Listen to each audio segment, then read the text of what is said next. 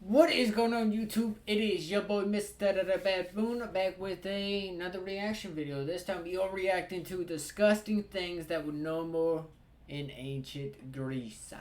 So we're going to react to this, all that good stuff, you know what I'm saying? If you guys want to watch it for yourself, you guys want to check out the channel for you guys yourself, I will have the video link and the channel link down below in the description if you guys want to go check it out for you guys yourself. So, with that being said, we are going to go ahead and jump right in to the reaction one now. So, first we want to like the video for screen. We're running it back. Here are 6 disgusting things that were totally normal in ancient Greece.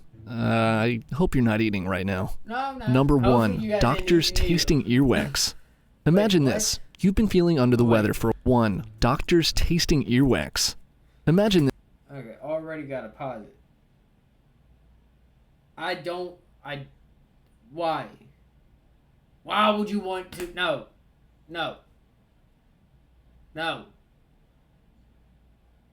That sounds gross as hell. I had never thought about tasting earwax.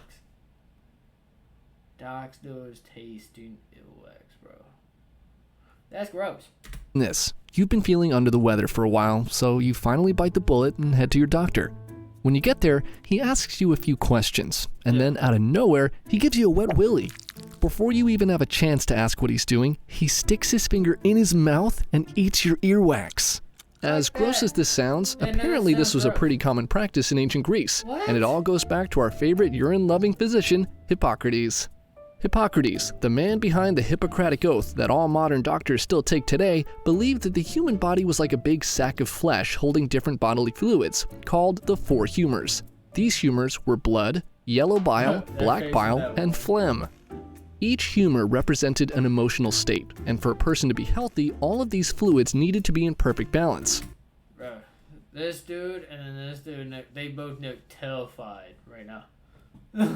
So, how did you tell if you were balanced and healthy? By tasting them, of course. Hippocrates felt that each bodily fluid, when healthy, was supposed to have a specific taste, and the best way to truly tell if something was wrong with a patient was to simply go down to Flavor Town. So if you were stumped in your exam room, you would munch a little earwax, and if it tasted off, that told you that something was definitely wrong. Like ancient sommeliers, doctors were taught what each bodily fluid was supposed to taste like, so whenever they needed to examine someone, they would know the difference between a healthy person's full-bodied pus with nice notes of spring from the dirty, sock-tasting pus of a sick patient. Oh, and by the way, this didn't end at just earwax. Mucus, urine, and even vomit would be tasted by ancient Greek doctors to determine what was ailing you. Apparently, urine was supposed to taste like fig juice, which just tells me that ancient Greeks definitely did not know how to make fig juice. Number 2, wiping with stones. We've come a long way in the world of toilet paper, and as anyone who's used a gas station bathroom can attest to, not all TP is created equal. While you can splurge on the stuff that makes it feel like you're sitting on a cloud, there's plenty of sandpaper out there to tear you a new hole. It's a modern luxury we all take for granted, and before the days of toilet paper, people had to improvise. Leaves, moss, pieces of cloth, there were plenty of less comfortable but at least somewhat reasonable substitutes for the stuff. Some Greeks were lucky enough to have a sponge attached to a stick for the job, but not everyone. And the Greeks, as advanced as they were, seem to have gotten this one wrong. See, many of them used pebbles. Yeah, literal rocks to wipe themselves after they did a number 2. Who's your ex? Marciano. Yeah, I'm not you. Bro, wait, the guy Yeah, he cheated on me. Seriously? No one had a better idea? For real, that's what It was common to have a pile of small stones next to your toilet for the job, and not any old stone would do. It had to be the perfect size. Not too big, or you couldn't really get the proper angle to clean yourself properly. Not too small, or else, you know, you might lose it in there. The perfect stones were apparently not easy to come by, and a popular Greek saying was that 3 stones is enough to wipe. I just hope they had separate piles for clean rocks and used ones. For real. Another common thing they wiped with? Shards of pottery. Shards! Wait, what? I really thought it couldn't get worse than pebbles. Imagine cleaning your underside with something that could be as sharp as... Bro, no, I really did not think it could get any worse than stones. And then... that. I mean, they both sound shitty. And then the tasting earwax, bro. As broken glass. Did I mention hemorrhoids were extremely common in ancient Greece? I wonder why. Number 3, athletes. Okay. In ancient Greece, athletes were a big deal. As much as we over-idolize professional athletes today, we have nothing on the Greeks. Greek athletes were seen as absolute heroes, just one step down on the tier list from gods. Every single person competing in any sport was the equivalent of prime 90s Michael Jordan. But no billion-dollar shoe deals for these guys. They instead sold other, more disgusting things. But before we get into that, you should also know that no matter what event Greek athletes were competing in, be it wrestling, running, or throwing javelins, you could be certain of one thing. They would be naked. You heard me. Before every event, Greek athletes would strip down to their birthday suits, cover themselves in olive oil, and then take the field. According to most sources, the reason the Greek athletes felt the need to be naked when they competed was to impress and honor Zeus, intimidate their opponents, and of course, show off their muscular, powerful physique. Imagine a full NBA court with 10 giant dudes running back and forth, jumping and dunking with their jingly bits bouncing all over the place. Welcome to ancient Greece. Anyway, over the course of whatever event these Greek athletes were participating in, they would naturally get pretty grimy. Dirt, their sweat, other people's sweat, saliva, and even blood would end up all over their bodies. And after the event, they would clean themselves up by scraping all of that muck off of themselves. And all of this would be bottled up and eventually sold to loving fans. The sweat and general disgusting scrapings were believed to have medicinal effects because athletes were held in such high esteem. The sweat would be rubbed on aching joints and a topical cure for pain. Kind of like icy hot, but even smellier, if you can imagine that. Number 4, treating women with dung. If we've learned anything from our previous videos, we've learned that women often get the short end of the stick when it comes to medical treatments. Unsurprisingly, the ancient Greeks were no different. Like an empire of modern-day incels, Greeks in general held a pretty intense hatred and dislike of women, and they weren't shy about it either. Meandros, an ancient Greek playwright, once referred to all women as silver-coated dirt, while Aristotle felt that all women were simply mutilated and deformed men. I'm sure that made him popular with the ladies. Anyway, since women were seen as being filthy, when one became ill, it was believed that the best way to treat her was obviously with more filth, especially when it came to her, reproductive area. Any woman suffering from discharge was given a delicious mix of wine and roasted mule excrement in order to stop the leakage. Another common practice took place whenever a woman had a miscarriage. In this instance, cow dung was inserted into her, in order to prevent the misfortune from happening again. This practice is also tied to what was known as the wandering womb, where Greek doctors felt that if a woman's womb was not regularly, quote, watered by a man, it would grow restless and wander around the body like a spooky ghost, causing psychological problems to the host. Naturally, the Greeks felt that pleasant odors would draw the womb back to its rightful place, while foul odors would make it move in the opposite direction. So sweet-smelling ointments could be used to attract the womb back home, but if it went too far in a certain direction, a quick whiff of dung would make it retreat. Seriously, I think these guys were just making things up as they go. Number 5, crocodile dung facials. Turns out women weren't the only ones lucky enough to be prescribed animal poop. Apparently,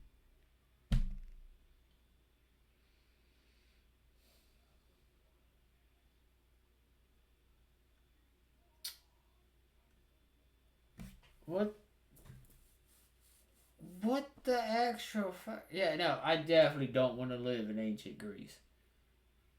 100% made up my mind just now. 100%. Just now made up my mind. Don't want to live in ancient Greece, bro. the dung of crocodiles was seen to help heal scar tissues, rashes, and other skin conditions, primarily around the eyes.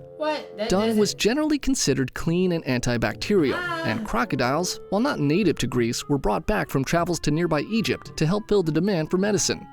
Like we talked about in a previous video, Egyptians viewed crocodile dung as having special spiritual and medicinal powers, so it's not too far-fetched to assume that the Egyptians did a little show and tell with the Greeks and convinced them to smear the good stuff all over their eyes to heal themselves. The dung would be mixed with water to make it nice and... I might have forgot, but I didn't know that. I might have forgot. Let me say that again. I might have learned about it long ago in school, or like just 3 or 2 o'clock in the morning at some random night, but I do not remember that. So and easily spreadable, I did not know not to that. mention exceptionally fragrant. And then the dung would be applied like eyeshadow all around the edges of the eyeball. I did, it just forgot. Yeah, you've got a serious rash going on there. Take some crocodile poop and rub it all over your face. Also, while you're here, do you mind if I taste your piss? The effectiveness of dung as a healing ointment is debated, but if I were to guess, it probably led to a lot of pink eye. Yeah, probably. Number 6, fruit and vegetable punishment. We can all admit that certain crimes need to be punished, and sometimes the punishment goes beyond just pain or prison time. Historically, public humiliation was also a go-to form of punishment for many cultures, and the Greeks were no exception. To punish crimes of a sexual nature, the ancient Greeks had 2 practices. That turns out both involved sticking a piece of food where the sun doesn't shine. What? Raponidosis, not to be confused with a spell from Harry Potter, was actually the act of inserting a radish root into the anus of an individual as punishment for adultery, promiscuity, and sexual deviancy. The goal was to not only cause extreme pain to the person, but also humiliate them at the same time, as this was done in a public place where everyone could see the disappearing radish magic show live and in person. There are even some reports that raponidosis was sometimes used as capital punishment, and a radish as big and rough as possible was chosen to encourage internal hemorrhaging and death upon insertion. What a way to go. In addition to radishes, figging was another popular practice in the same vein. Despite its name, figging didn't involve figs or the horrible urine-tasting fig juice from before. Figging was the act of putting a piece of peeled ginger into the anus to cause an unbearable burning sensation. The ginger was peeled into the shape of a plug and stuck right into the chute, causing a burn that was so intense people would need to be physically restrained in order to keep it from falling out. After 30 minutes or so, the ginger would lose its potency. But don't worry, when that happened, it would be removed, peeled a little smaller, and stuck right back up in there to start the process all over again.